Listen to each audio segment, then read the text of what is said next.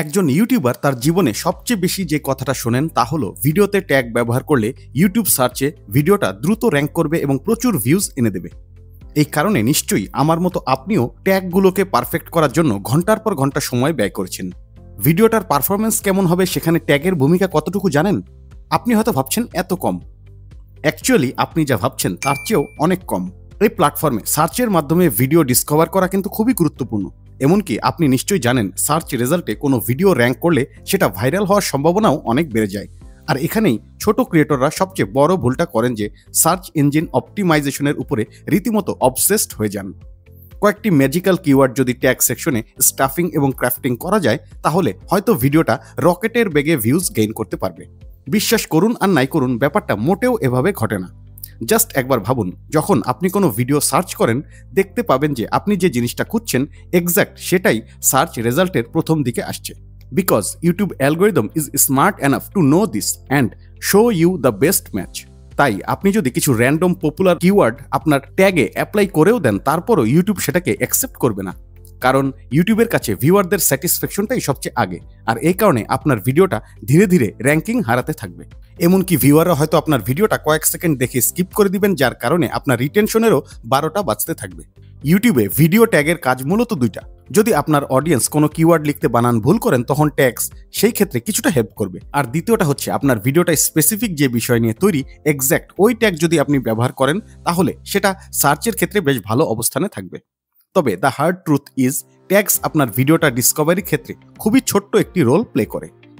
দিন শেষে আপনার অডিয়েন্সরা ভিডিওতে যে ইনফরমেশনগুলো খুঁজছেন সেটা যদি আপনি ডেলিভার করতে না পারেন তাহলে আপনার ভিডিওটা স্ট্রাগল করবেই।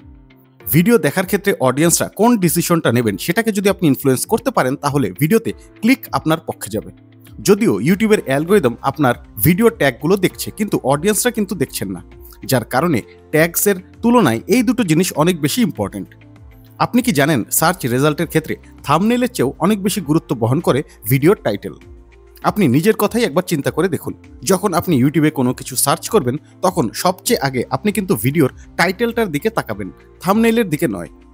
টাইটেলটা কিভাবে ক্যাচি করবেন সেটা নিয়ে নতুন করে বলার কিছু নেই। আমার মনে হয় সবাই এটা জানেন, তারপরও ছোট্ট দু একটা কথা না বললেই নয়। জাস্ট একটা রেলিভেন্ট কিওয়ার্ড ব্যবহার করুন, কারণ আপনার আলটিমেট গোল হলো টাইটেল দেখে অডিয়েন্স যেন ভিডিওটাতে ক্লিক করেন। যদি মাল্টিপল কিওয়ার্ড দিয়ে টাইটেল তৈরি করেন তাহলে টাইটেলটা এতটাই হিউজ হবে যে সেটা আনরিডেবল তো হবেই এবং nobody will click on it. Okay, cable title দিয়ে তো আর অডিয়েন্সকে অ্যাট্রাক্ট করা যাবে না, সাথে সাথে আপনার একটি চমৎকার থাম্বনেইলের প্রয়োজন হবে। এক্ষেত্রে আমার যেটা মনে হয় যে থাম্বনেইলে খুব বেশি টেক্সট ব্যবহার করার দরকার নেই এবং যতটা সম্ভব সিম্পল রাখাটাই ভালো। এখানে আরেকটা স্লাইস কিন্তু রয়েছে, ডেসক্রিপশন। আমি শুরু থেকে যেটা করতাম যে ডেসক্রিপশনটা ফাঁকা রাখতাম, নয়তো প্রচুর পরিমাণে হ্যাশট্যাগ ব্যবহার করতাম। আপনি কি খেয়াল করে দেখেছেন ভিডিওর নিচে ডেসক্রিপশনের প্রথম একটি বা দুইটি লাইন কেবল শো করা হয়? এটাকে বলা হয় আফটার দ্য ফোল্ড। এটা কিন্তু অনেকখানি গুরুত্ব রাখে। প্রথম লাইনেই আপনাকে আপনার ভিডিওটা সম্পর্কে খুবই চমৎকার একটি হিন্ট দিতে হবে আর কিছু ইম্পর্টেন্ট কিওয়ার্ড ব্যবহার করতে হবে। এটা কেন বলছি জানেন? এটা ইউটিউব অ্যালগোরিদমকে সিগন্যাল দিবে যে ভিডিওটা কাদের জন্য তৈরি।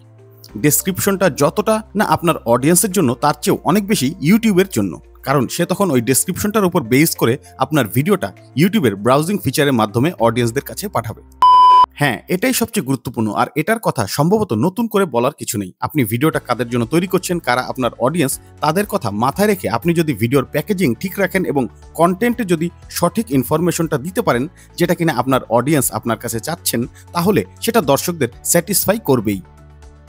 আচ্ছা, নিজে নিজেই ছোট্ট একটি পরীক্ষা করে দেখুন। আপনার সামনে একটি ভিডিওর থাম্বনেইল দেওয়া হলো, সেখানে কোনো প্রকার ট্যাগ নেই কিন্তু মোটামুটি ধরনের একটি টাইটেল, থাম্বনেইল, কিছু পরিমাণে ডেসক্রিপশন এবং ভালো একটি কন্টেন্ট রয়েছে। পাশাপাশি আরেকটা ভিডিও দেওয়া হলো যেখানে ফ্যান্টাস্টিকভাবে ট্যাগসকে ক্রাফট করা হয়েছে কিন্তু সেই তুলনায় খুবই দুর্বল টাইটেল, থাম্বনেইল, ডেসক্রিপশন এবং কন্টেন্ট রয়েছে। তাহলে অডিয়েন্স হিসেবে আপনি কোন ভিডিওটাতে ক্লিক করবেন? অবশ্যই এটাতে।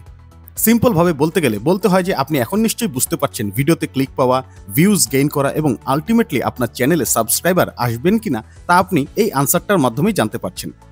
ট্যাগ, ডেসক্রিপশন অবশ্যই এসইওকে হেল্প করবে, কিন্তু দিন শেষে অডিয়েন্স ডিসিশন নেবেন আপনার ভিডিওটা সে দেখবেন কিনা।